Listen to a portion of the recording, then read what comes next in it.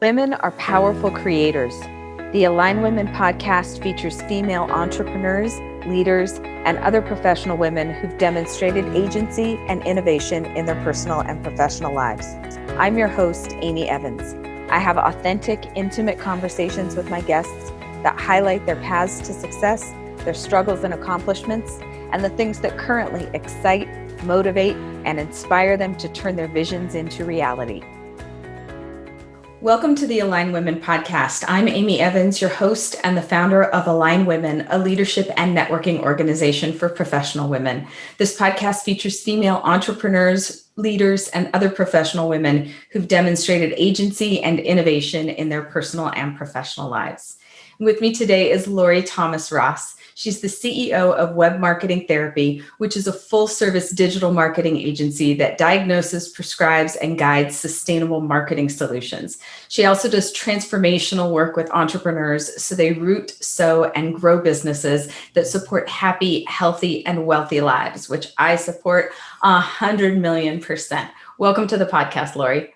Thank you so much. So I want to jump in to our questions and find out about your evolution from a web marketing specialist, which you are and continue to be, to a business coach and a mentor, because there was an evolution in your business process. And I'd like to hear about that. Very much so. And I'm always open to being open. I feel like that's one of my gifts that has gotten me this far today. And running a business, as all of you know, listening and watching, it has its challenges. It definitely takes a distinct person to be a leader. And running my agency, I also had women who were coming to me for things beyond marketing of, how did you build the infrastructure for your company? How do you run a business without walls? How do you keep your team motivated? All of these questions that were some operations, some administrative, but really the core of it was the self-work. And that is when I really stepped into this guide work where, just like with Web Marketing Therapy, we put the puzzle pieces together so marketing clicks. With women, it's also whole women lead whole, nourished, rich companies.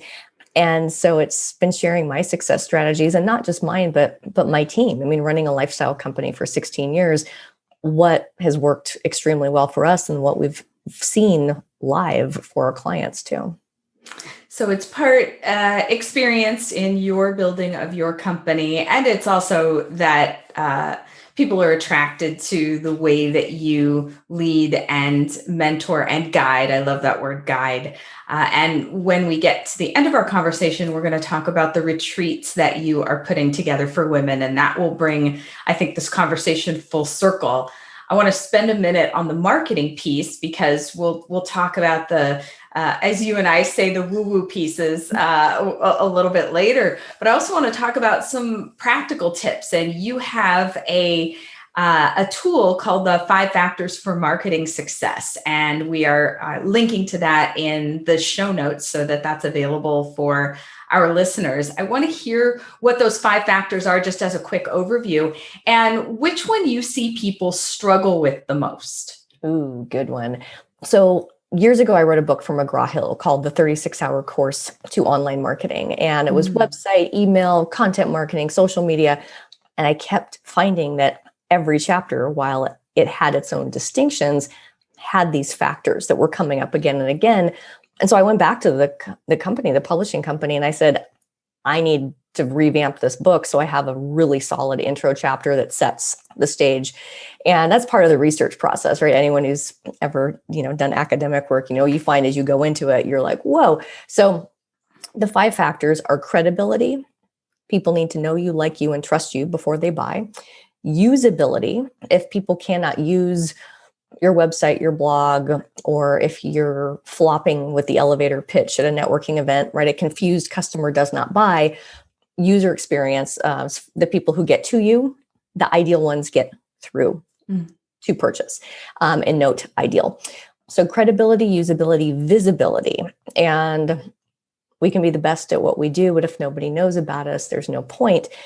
Visibility is a big piece of the puzzle, but I always like to share that third because you need the credibility and usability and tact.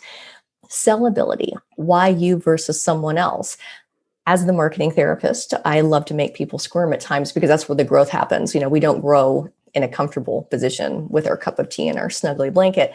And it's like, oh, help me understand what makes you distinct. Oh, the answer is this. Or here's a testimonial I just received from a client. Great.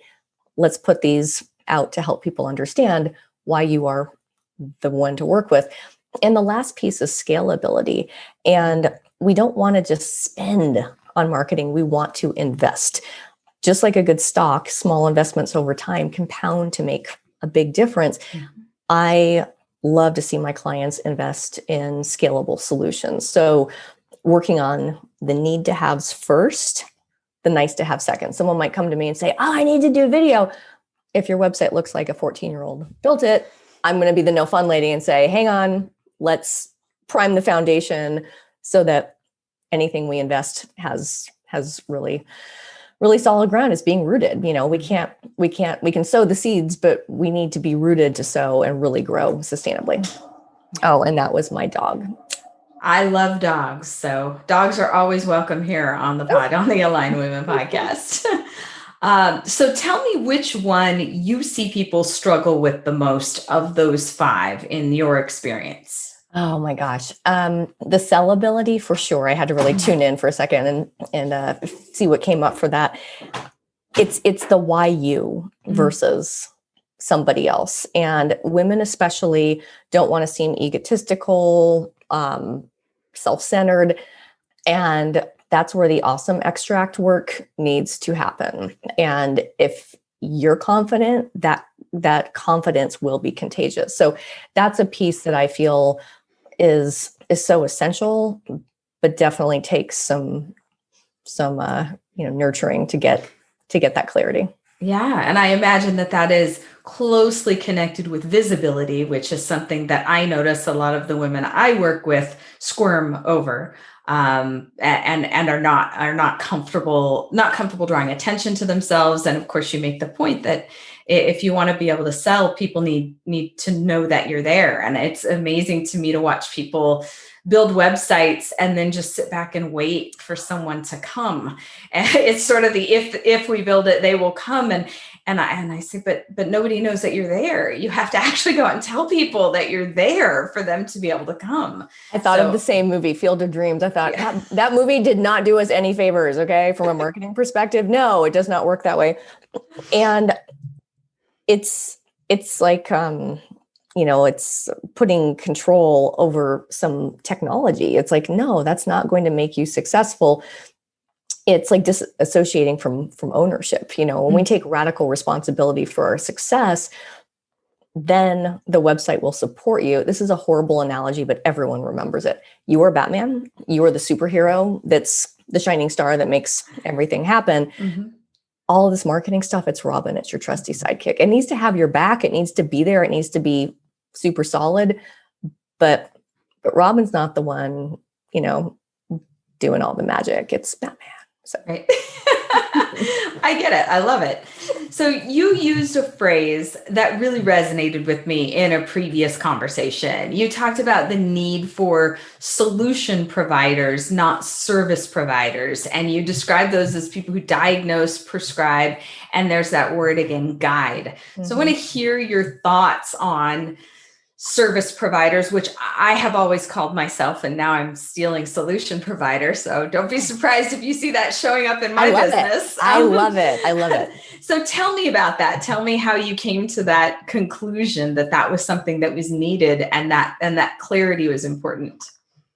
So being a consultant to my clients, and in 2005, it was me, myself, and I was the one coming in, being an advocate for my clients, but often renegotiating contracts with web developers or SEO folks. Now my team can do those things, but we can only do them if the client needs it. I have clients where I work arm in arm with people who do exactly what we do, and it is just magical. There's no competition. It's cooperation. Mm-hmm. And part of my work is reviewing contracts. Hey, Lorrie, take a look at this proposal. It's such a good deal for social media. What do you think? Well, you just told me you're getting hosed in the search engines and your competition is outranking you in paid search and organic search. why are we looking at a social media contract? Well, but they're so affordable. And I said, did they have a free call with you? Did you tell them what you just told me? Yes. I said, okay, so they're selling you what they're comfortable selling. They are a social media marketing company. They very lightly address some Facebook ads, but they are not hearing what your need is. And your pain is this. So, and these companies are not lazy, crazy, or bad. They're doing what companies do. They sell what they're good at selling. Right. For marketing, you need to have virtual team members or employees, contractors who really understand what you need. And the whole diagnose, prescribe, guide is to understand what exactly needs to happen, in what order, so that the improvements are really moving the needle in a scalable kind of way. And so, yeah, I mean, if someone says to me, okay, so what are we going to, what's it going to cost? I'll say, well, we need to talk first. We need to have a consultation. I need to listen. If you have rock star employees, I don't need to do that work. My team doesn't need to do that work. Or holy moly, case in point, I have someone who has an intern, 15-year-old intern. The guy is a rock star. We gave him a few pointers. We're done. I mean, can I beat the price of a 15-year-old contractor? No, I can't. He won't be a long-term solution. So we put some really clear procedures in place so that if and when this person moves on, that is in there. But the diagnose, prescribe, and guide really boils down to identifying projects, getting processes in place, and then those processes become systems. So the woo language is the diagnose, prescribe, and guide. The business language is the projects, processes, and systems. I like that you walk both sides of the line. So let's go a little more woo. Although this doesn't feel woo to me at all. If there's one thing that I preach that sort of underpins everything that I do, my speaking, my writing, my businesses, my coaching, my anything, it's values. It's knowing what your values are and using those as guides for the decisions that you make, both personally and professionally. And I have found that since I've gotten clarity on those and keep them very top of mind and continually review them so that they're not fixed or static, they're really an evolving thing. They've informed so much about my life and my relationships and my successes. And so in our previous conversation, I asked you about one of your values that really has an impact on your business. And you set up one that just makes my heart sing, which is freedom. And I'd like to hear, and you are brilliant at doing this, I'd like to hear both the sort of woo piece of that and then the practical application of that for you and for your company, because you already mentioned a company without walls, and I think we'll go down that road a little bit more. I want to hear what that looks like in practical application for somebody who's clear that that's an important value. Great question. And the woo part is I'm a Sagittarius. I need my freedom. My aha for freedom began when I was living in Santa Barbara, and there were it was a horrible rain, and I actually, the freeway, the 101 was blocked. I could not get to work in Ventura.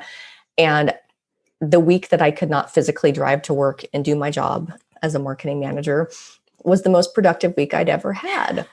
No one was at my cubicle. No one was bugging me in the lunchroom. No ridiculous meetings. And what I realized is how much I love the work I do, but I really wanted to ditch the commute. I wanted to ditch the dry cleaning and all these things that were just really unnecessary, and that my gifts were clear. But then I just had this wake up call. And that's what really got me paying attention to, ooh, I could do my magic without all of the confinements of the corporate world. And so there was that experience that really shifted. But also, if you are going to have your own business, why not architect it to support the life that you want? I've left the cost of California living, and I am now in Georgia. I have 2 houses. I have one in the city and one in the country. It fits my multiple personality disorder. Just kidding, but not really. I like having the gritty city, and I love having the serenity of the country. And I can go back and forth. When I moved from Santa Barbara to Atlanta, my California clients didn't know. I did not do the Facebook pictures of the boxes or anything. my clients didn't know. And I minimized the unnecessary meetings. It really helped me hone in on my ideal clients. And, now as a mom to a now 9-year-old, who those of you watching saw walk in and out, even though mom said to be really quiet during this time, but that's flexibility. I've never missed a school volunteer thing. I go on all the trips. I get to have my cake and I get to eat it too. And that's the lifestyle that matters to me. Those are my values.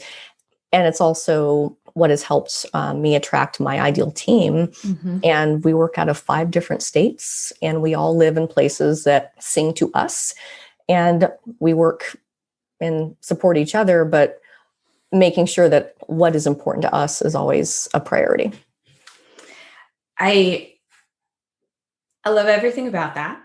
It has been so fun to watch the evolution in my career of, we used to go on vacation and we used to say, okay, I'm going to call you the week before, clients, and I'm going to let you know I'm leaving, and I'm going to give you contact information. I'm going to make sure somebody's there to answer the calls, and and this is the date I'll be back, and I'll set my out of office notification. And now we just go and we just work when we can and work when we need to. And nobody needs to know. It doesn't matter. I'm doing the same job, whether I'm here or somewhere across the country or somewhere across the world. And I'm not a Sagittarius. I'm a Cancer, so I'm a little bit different. I am a home. I'm married body. a Cancer. Yeah, Yes. I am a homebody. I am, though, as you are, a manifesting generator in human design. So we definitely have that in common. So I love, and I see this more with women. I wonder if this is an observation you have. I believe that we are always in an evolution. My mother's generation, the women who, I was born in 72. So the women of my mother's generation, and maybe a little bit younger than them, had to play by the rules that were set by men. Business rules, networking rules, negotiating rules, salary rules, all these business confines that were set by men. And the power suit women of the 80s and the 90s, they figured out how to play, but play by other people's rules. And I respect them, and the competition, and then there's only room for one and all of that. I get that, because there were very few opportunities for women, and they really had to fight and claw their way to success. Now we are in this beautiful, different world where we get to define what it looks like. And the way you described your business is exactly what I mean by that. You get to attract the people that you want. You get to live the life that you want. I do the same thing with my business. And I think it's so much fun to get to that next level of, I don't have to play by those old rules. I get to rebuild it the way I want it to be. And I always have to preface this, for all of the terrible things that have happened in the world as a result of the pandemic, there are also evolutions of attitudes about business and workspace. And some, I think a lot of people have had the experience that you got to have between Santa Barbara and Ventura, which is, oh, I can do all of this just fine. I can probably do it better if I don't have all the chatter and the noise and the commute and the people in the office and the drama and the blah. Let me just work my magic. And not everybody's like that, but I am. And it sounds like you are too. Very much so. And I speak on behalf of my team too, where we'd have the clients and we're like, we're working from home and it's great. And we're like, right. And we're so productive. We know. Mm-hmm. Mm-hmm. Yeah. For in my household, it's been very enjoyable. My husband travels quite a bit and he hasn't traveled at all. And it's been really beautiful. And for the most part, our daughter has grown up with the we're on conference calls kind of thing. So there was really no adjustment. Yeah. And, it's a good reminder for those of us to have this pause. And I too, we cannot discount, all of the pain and suffering, that's happened as well. It also, as we went through winter too, there's just that whole wintering process too of kind of going quiet and reflecting. I am seeing entrepreneurs emerge and they're starting to bloom again, just as we're in spring. And there has been some really beautiful clarity come out of it as well. I think that being able to have the time without the noise and the static and the distraction to think about what it sounds so simple, and maybe it sounds trite, but to think about what's really important, and realize that a lot of us were caught up in a lot of the hamster wheel or the race or whatever rodent analogy you want to use. And we were sort of forced to stop it, and then went, oh, this actually isn't so bad. So I continue to enjoy that part of the process. So I want to close by talking about the retreats that you are putting together for professional women. That very, very, very much speaks to me. And we talked about the importance of women being able to disconnect and reconnect. And I want to hear your thoughts on that and where you are with putting these retreats together and what they'll look like. It's so important to unplug. And I say that as a digital woman. If we are getting off the phones, connecting with nature, connecting with other women, women need women, and professional women need professional women, especially when we have the intentionality and all of that. And so I have been fortunate to live in a community called Serenbe, which is south of the Atlanta airport, for 6 years now. And that space and place has been so transformative for me, but also investing quite a bit in my self-development and personal work. I know how transformational it is for me when I get out of the office and I give myself the mental space, and also being guided in the process, doing the exercises, having the cup of tea with the other women. And I just got off a call earlier, and we call each other sisters now. It's so beautiful. And all of us are in the retreat business. And that's how we all came together in this particular group. But working with women and guiding these experiences so that they come, they retreat. There's a gorgeous space that we have the retreats at that have the meeting spaces, but the coziness, everyone has their own room and bathroom, which I got to tell you, as a woman, like, I need my own bathroom when I'm retreating now. I'm at that age and stage in my life. Nourishing food, being able to walk to hiking trails, just enjoy the space and go through my process. And I customize my retreats, and I actually do one-on-one retreats as well, and where women will fly out. And there's actually one that I'm putting together right now where we're including a makeover component too. There's a whole style piece of it that's really big for her and her transformational marketing. And being able to do that really high touch work, especially in such a high tech world, we need that so much. It's, we need the rest. I know personally what it was like. I had a very scary car accident, and I was at a point in my career where everything looked great on paper, and I was creating this gorgeous life for my employees, and I was on the hamster wheel, and I had to get off. I was trying to be the perfect wife and the perfect mom and the perfect everything. And my wake-up call was this phrase called, "That does not work for me." And it is such a non-negotiable phrase. Like when my husband went camping with my daughter this week, I said, "That does not work for me. I'm really happy you're going to go. I need to work. I've got a dentist appointment." Dodge that camping bullet. And as my daughter's like, "I'm going to eat dehydrated spaghetti and meatballs." I'm like, "Yay." But that does not work for me. It applies in life. It applies in so many areas. And when you have these reconnection moments through retreat, you also can start to get clear of like, oh, and I use the analogy of fog, fatigue, obligation, and guilt. You start to shine the brights on that. You're like, ooh, yeah, I'm not taking that back home with me. Or when I get back in the office, here's the conversation I'm going to have with my vendor, my coworker, my life partner. But also you identify what's so great and the gratitude. I mean, I fell in love with my business all over again because of the power of retreat. So it's a really magical experience, and being able to facilitate that transformation it lights me up. It's such a gift. If someone wants to learn more about the retreats, learn more about you, working with you, the 5 factors for marketing success framework, where can they reach you? Probably the easiest is lorriethomas.com. And also you can search web marketing therapy and find more about us there. And I'd be more than happy to have a conversation. I love your community. I love what you're doing, this podcast. I learned so much listening and watching. So thank you for what you're doing. Thank you. I appreciate that. I enjoyed so much having you on the podcast. That was a given.